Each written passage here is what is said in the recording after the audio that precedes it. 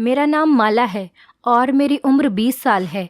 मैं उत्तर प्रदेश के रामपुर जिले की रहने वाली हूँ और यहाँ मैं अपनी माँ और एक बड़े भाई के साथ रहती हूँ। मेरे भाई का नाम राजेश था। मेरी माँ को मेरे बड़े भाई पर बहुत गर्व था, जैसा कि हर माँ को अपने बेटे पर होता ही है। लेकिन मेरी माँ तो मेरे भाई की कुछ ज़्यादा ही झूठी तारीफ़ें करती थी। इतनी तारीफ़ कि असल ज़िंदगी में वो इतना अच्छा इंसान नहीं था। जब मेरे भाई को गुस्सा आता तो मेरी माँ के साथ ही वो तेज़ आवाज़ में चीख कर ही बात करता था और इसने मुझे आगे पढ़ाई के लिए भी मना कर दिया था। मगर मेरी माँ ने उससे बहुत ज़िद की और उससे कहा कि अगर लड़की 12वीं के बाद ही घर बैठ जाएगी तो मोहल्ले वाले बहुत हंसेंगे और बहुत बातें बनाएंगे, क्योंकि इसके साथ की अभी सारी लड़कियां आगे पढ़ रही हैं। पूरे मोहल्ले में मेरे भाई की सब लोग इज्जत ही नहीं करते थे, बल्कि सबको इसका बड़ा डर था। लोग इससे बहुत डरते थे। एक बार की बात है, मोहल्ले की एक लड़की के पीछे कुछ आवारा लड़के पड़ गए थे, तो मेरे भाई ने उन्हें मार मार कर उनकी बुरी हालत कर दी थी। इसीलिए पूरे मोहल्ले में सब मेरे भाई को जानते थे और इसको बहुत इज्जत वाला आदमी समझते थे। लेकिन धीरे धीरे जैसे ही इसकी कमाई बढ़ती गई तो मेरा भाई कुछ आवारा सा हो गया। उसने गंदी गंदी आदतें लगा ली। अब तो मेरा भाई सिगरेट भी पीने लगा था। वो रोज़ देर रात से घर आता और जब घर वापस आता तो उसने शराब पी रखी होती थी और क्या क्या उल्टे सीधे काम करता था। हमें तो कुछ पता ही नहीं था, लेकिन मेरी माँ की वही पुरानी सोच थी कि लड़के की शादी कर दी जाए तो वो सुधर जाएगा, बिल्कुल ठीक हो जाएगा, जिम्मेदारी बढ़ जाएगी और पत्नी घर में आ जाएगी तो फिर वो बाहर भी नहीं जाया करेगा और वो इसको बाहर जाने से रोक लिया करेगी। ये शराब पीना भी छोड़ देगा। लेकिन ये बहुत ही बुरी सोच थी कि जिस लड़की को आप शादी करके अपने घर ला रहे हो वो कोई डॉक्टर तो नहीं है जो आकर आपके बेटे को ठीक करेगी, और ना ही शादी कोई इलाज का तरीका है। शादी तो एक जिम्मेदारी है जो किसी ऐसे इंसान पर पड़नी चाहिए जो इसको अच्छे से समझ सके। फिलहाल कुछ दिन बाद मेरे भाई की शादी हो गई और भाभी जी हमारे घर पर आ गईं। भाभी के घर आने के बाद मेरे भाई में कुछ कुछ बदलाव तो नजर आते थे, लेकिन मेरे भाई की शादी के बाद एक अजीब सा वाकया होने लगा जिसे देखकर मैं बहुत हैरान और परेशान थी। मेरी नई भाभी भी हमसे ज्यादा बात नहीं करती थी। वो बहुत ही कम बोलने वाली थी। माँ ने कहा कि अच्छी बात है, ज्यादा बोलने वाली लड़कियां मुझे बिल्कुल पसंद नहीं हैं।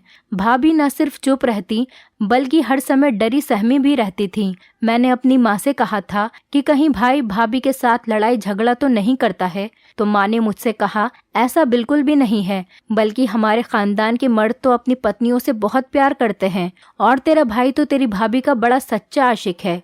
जब ये 12 साल का था तो मुझसे बार बार कहता था माँ मेरी शादी करवा दो। ये तो घर की जिम्मेदारी में उलझ गया, वरना ये बड़ा जवान और खूबसूरत है। तेरी भाभी को तो खुश होना चाहिए कि उसे इतना जवान और अच्छा पति मिल गया है। ये तो इतना अच्छा है कि पूरे मोहल्ले में मेरे बेटे जैसा अच्छा कोई भी नहीं है।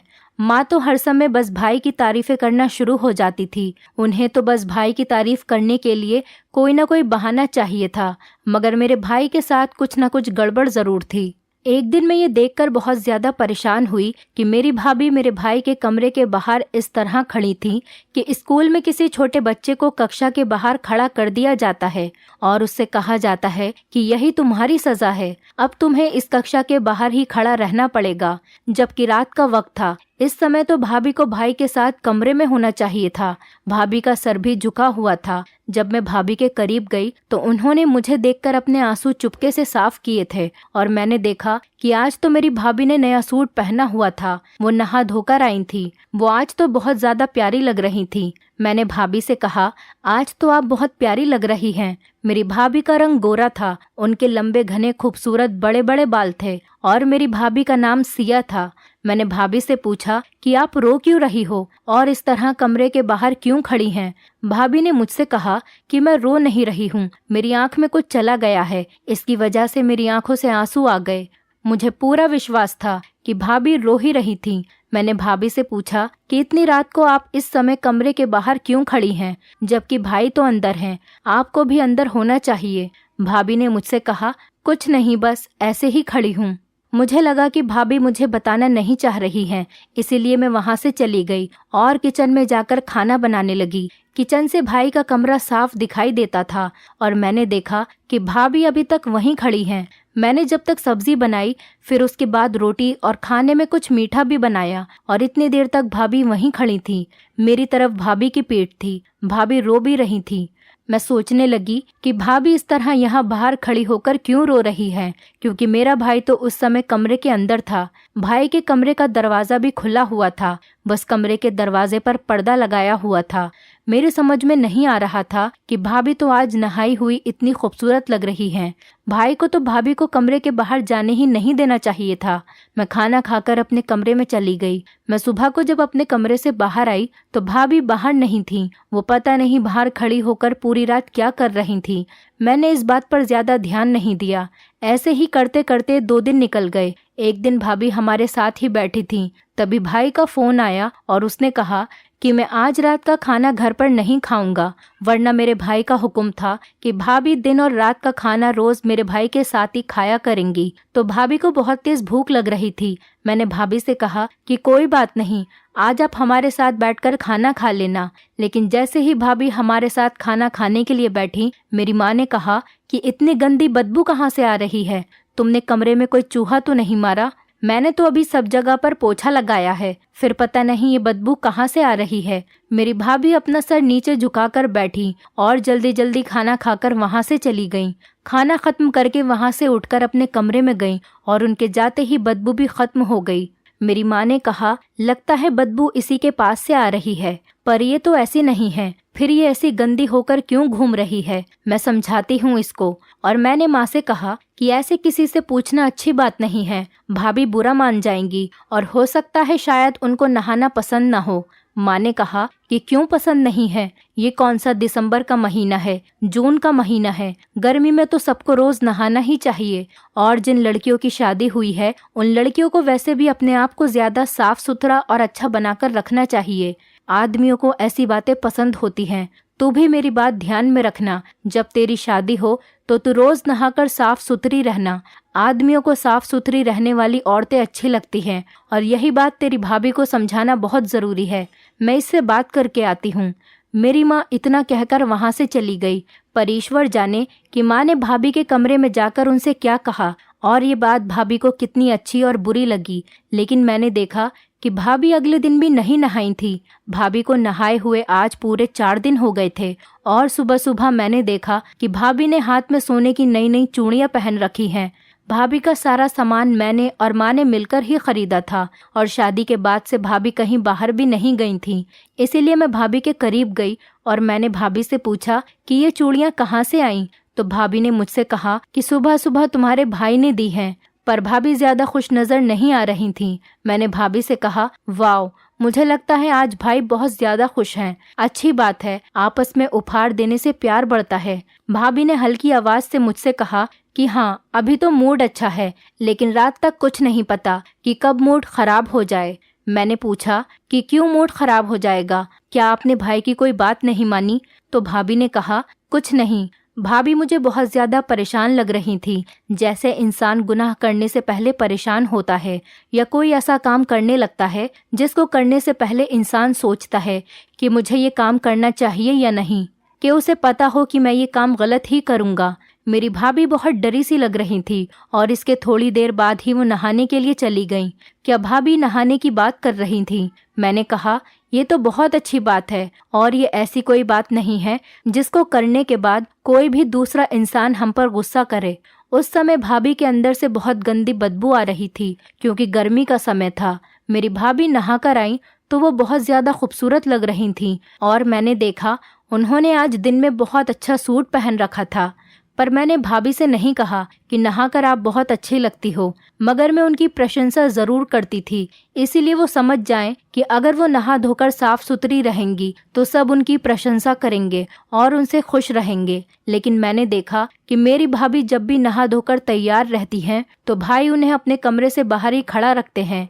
इस बार मैंने भाभी के पास जाकर देखा तो वो बहुत ज्यादा रो रही थी। मैंने उनके पास जाकर उनसे पूछा कि भाभी, आप क्यों रो रही हैं? तो भाभी ने मुझसे कहा कि तुम चुप हो जाओ, नहीं तो तुम्हारा भाई सुन लेगा।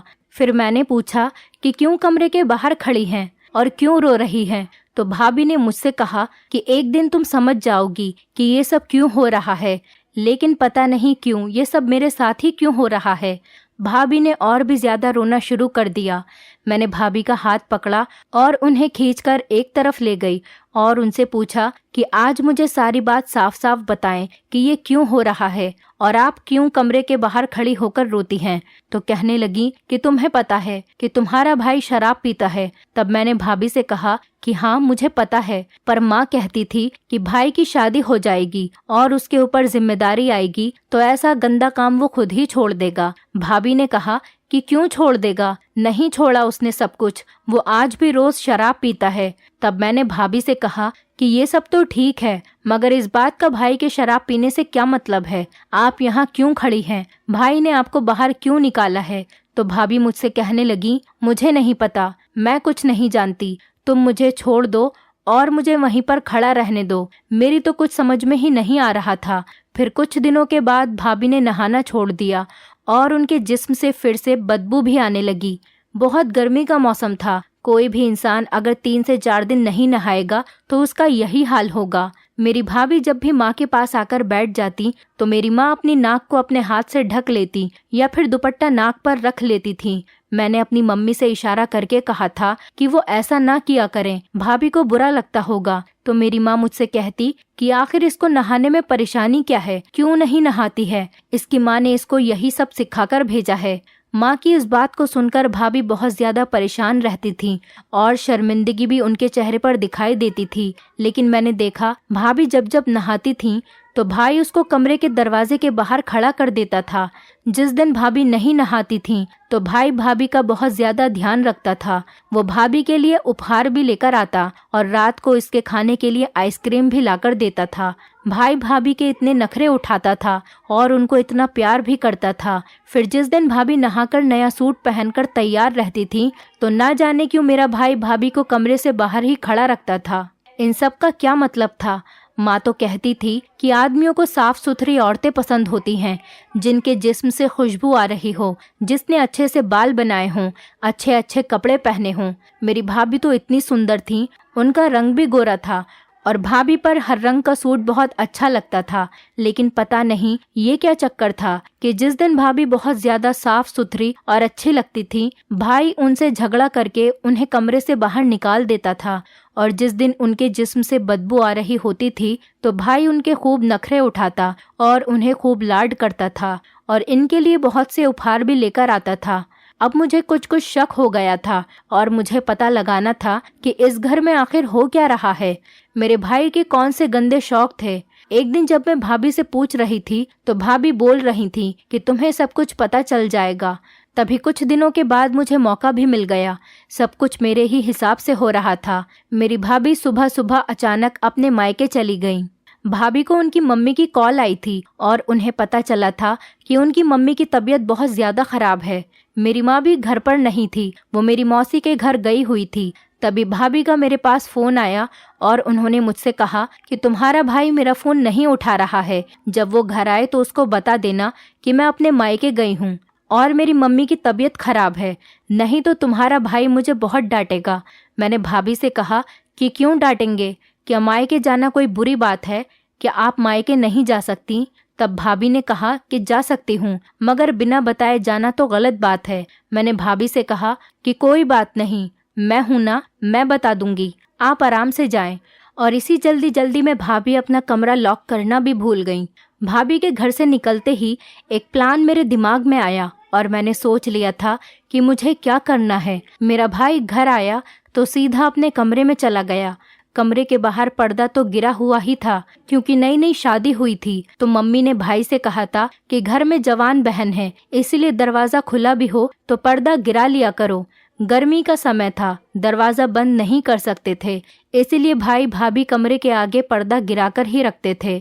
भाई कमरे में चला गया और आवाज देने लगा कि मेरे लिए पानी लेकर आओ। मैं जल्दी जल्दी नहाकर भाभी के कपड़े पहनकर पर्दे के आगे खड़ी हो गई और इस तरीके से खड़ी हुई कि भाई को सिर्फ मेरे पैर ही दिखे। मैंने भी कोई कच्ची गोलियां नहीं खेली थी। मैंने चप्पल भी भाभी के ही पहने थे और मेरा रंग भी भाभी की तरह ही गोरा था।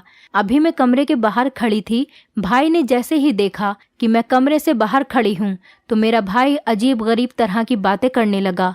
मुझे पहले पहले भाई की बातें समझ में नहीं आई, लेकिन धीरे धीरे जैसे ही मुझे भाई की बातें समझ में आने लगी तो मेरे पैरों के नीचे से जमीन ही निकल गई। भाई ने कहा, आज तो फिर से नहाई है, बड़ी साफ सुथरी बनी फिरती है। अगर तू नहीं नहाएगी तो क्या हो जाएगा?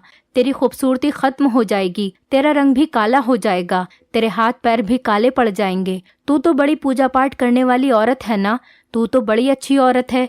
तेरे से ज्यादा अच्छी औरत इस दुनिया में है ही नहीं, इसीलिए तू रोज रोज नहाती है। मेरे भाई ने ऐसा कहा और कोई चीज उठाकर मेरे पैरों पर दे मारी। अब क्या भूत बनकर खड़ी है? आज मैं तुझे तेरी औकात याद दिलाता हूँ। लातों के भूत बातों से नहीं मानते, इसलिए मेरे आने से पहले ही यहाँ नहाकर खड़ी हो गई है।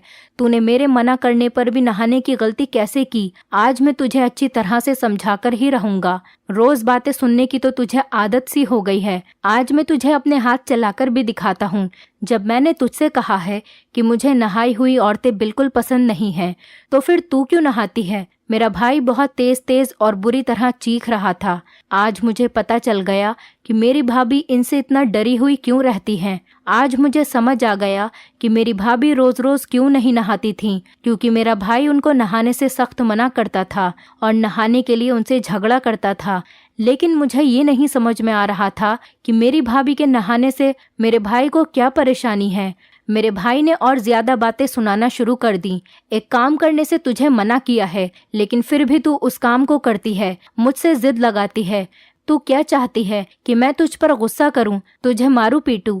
थोड़ी देर बाद मेरा भाई गंदी गंदी गालियां बकने पर आ गया। अब मैं और ज्यादा सब्र नहीं कर सकती थी। मैंने पर्दा हटाया और भाई के कमरे के अंदर चली गई। मेरा भाई मुझे देखकर बहुत ज्यादा हैरान और परेशान रह गया और मैं भाई को देखकर, क्योंकि मेरा भाई कोई अजीब सी चीज खा रहा था जिससे बहुत ही गंदी बदबू आ रही थी।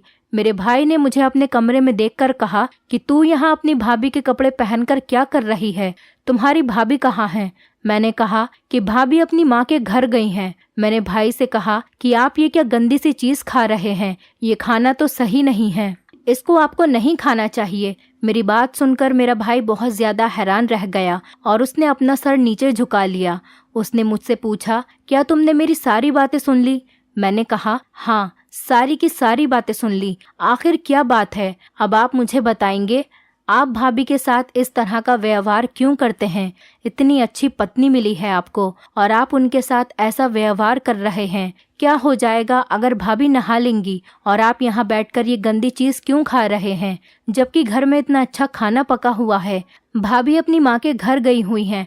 उनकी मम्मी की तबीयत बहुत खराब है। भाभी ने मुझे कहा था कि जब आप घर वापस आएं तो मैं आपको बता दूं, लेकिन मैं भाभी के साथ होने वाली हरकतों से काफी परेशान थी। मुझे देखना था कि आप भाभी के नहाने पर इतना गुस्सा क्यों करते हैं। फिर भाई ने मुझे सारी की सारी बात बताई और वो सारी बात सुनकर मैं दंग रह गई। भाई ने कहा कि पहले हमारे घर में बहुत गरीबी थी। इस वक्त तुम 4 साल की थी। तुम्हें याद भी नहीं होगा कि हमारे घर में इतनी गरीबी थी कि खाने के लिए भी 1-1 रुपया नहीं होता, तो मैं कहीं से भी 1-1 रुपया जोड़कर खाना लेकर आता था। वही खाना हम तीनों लोग मिलकर खाते थे। इसके बाद मैंने बड़ी कोशिश की, लेकिन मुझे कहीं भी काम नहीं मिला। मैं शक्ल सूरत का तो बहुत अच्छा था, लेकिन मुझे कोई हुनर नहीं आता था। मैंने पढ़ाई भी ज्यादा नहीं की थी। मुझे कुछ समझ नहीं आता था मैं क्या करूं। पापा भी हमारे साथ इस दुनिया में नहीं थे, इसीलिए मैं इस गरीबी से बहुत तंग आ चुका था। फिर एक दिन मैं एक तांत्रिक बाबा के पास गया और उसने मुझसे कहा कि तू ये एक टोटका कर ले, इसके बाद तेरे पास दौलत की कभी कमी नहीं होगी। लेकिन इस टोटके को करने के लिए तुझे नहाना नहीं है, तुझे गंदी चीजें खानी हैं और गंदे काम करने हैं, पूजा पाठ भी नहीं करना है। और अगर कल को तेरी शादी होती है तो फिर अपनी पत्नी को भी यही कहना कि वो नहाए नहीं और गंदी चीजों में ही रहे, तो इस तरह तुम्हारे पास दौलत बहुत ही ज्यादा हो जाएगी। इसके लिए उसने मुझे कोई मंत्र भी बताया था और जब मैं ये सब करने लगा, गंदगी में रहने लगा और गंदी चीजें खाने लगा, तो हमारे पास से गरीबी दूर होती गई और हमारे पास बहुत दौलत आने लगी और ये घर उसी दौलत से बना हुआ है। आज कोई भी ऐसी चीज नहीं है जो मैं खरीद नहीं सकता हूँ। तुम खुद ही बताओ कि आज तक मैंने तुमसे किसी चीज के लिए मना किया है या कहा हो कि मैं तुम्हें नहीं लाकर दे सकता। क्योंकि मेरे पास पैसे नहीं हैं, इसीलिए मैं शादी नहीं करना चाहता था, क्योंकि मैं सोचता था कि शादी के बाद पता नहीं कैसी पत्नी मिले, वो मेरी बात माने या फिर ना माने। बस इसीलिए मैं तुम्हारी भाभी को कहता हूँ कि वो भी गंदगी में ही रहे। वो बस 3 से 4 दिन ही गंदी रहती है, फिर पता नहीं उसे क्या हो जाता है। वो कहती है कि मैं गंदी नहीं रह सकती, मुझे पूजा करनी होती है, इसलिए वो नहा लेती थी। इसी बात पर मेरी उससे लड़ाई झगड़ा होता था, क्योंकि हम अगर इसी तरह साफ सफाई रखने लगे तो मेरे पास जो दौलत है वो आना बंद हो जाएगी। उनकी ये बातें सुनकर मैंने अपना सर पकड़ लिया। मैंने अपने भाई से कहा कि भाई, आप ये किस तरह की बातों के चक्कर में पड़े हैं? आप मेहनत करते हैं, इसीलिए आपके पास इतना पैसा है। ईश्वर ने हम सबको ही खाना देने का वादा किया है और जो मेहनत करता है उसको इसका फल जरूर मिलता है। सफाई तो बहुत ही ज्यादा जरूरी है। आप ये बहुत गलत कर रहे हो और इसकी एक दिन आपको सजा मिलेगी। आपके पास जो भी है वो सब आपसे छिन जाएगा। आप ये सब करना छोड़ दें और ये गंदी चीजें खाना भी छोड़ दें। मैंने वो सब गंदी चीजें उठाकर कूड़े में फेंक दी। मैंने भाई को बहुत समझाया। तब भाई ने कहा कि अगर मैंने ये सब करना छोड़ दिया और हमारे घर में फिर से गरीबी आ गई तो तुम्हारा और तुम्हारी भाभी का क्या होगा?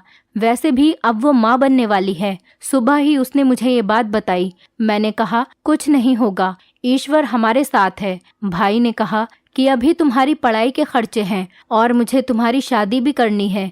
मैंने कहा कि विश्वास करें और ईश्वर से माफी मांग लें। मैंने भाई को अपनी कसम दे दी। मैं उनकी छोटी बहन थी और वो मुझे बहुत लाड प्यार करते थे, इसीलिए उन्होंने मेरी बात का मान रखा और नहाकर साफ सुथरे हो गए और पूजा पाठ करने लगे। जब भाभी वापस आई और उन्होंने भाई को पूजा पाठ करते हुए देखा तो वो हैरान रह गईं। मेरी भाभी ने मेरी तरफ देखा और मैंने इशारे से कहा कि अब सब कुछ ठीक हो जाएगा।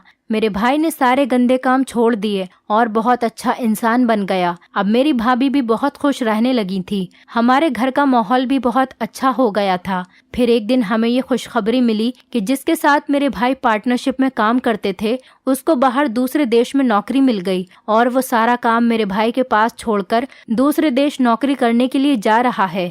अब इस कारोबार का इकलौता वारिस मेरा भाई ही था, क्योंकि वो एक बहुत अमीर आदमी था और थोड़े से प्रॉफिट का उसको क्या करना था। सारे गंदे काम छोड़कर भी मेरे भाई को मुनाफा ही हुआ था। और इस बात पर मेरे भाई ने कहा कि ठीक बात है कि रोटी देने वाला ईश्वर ही है।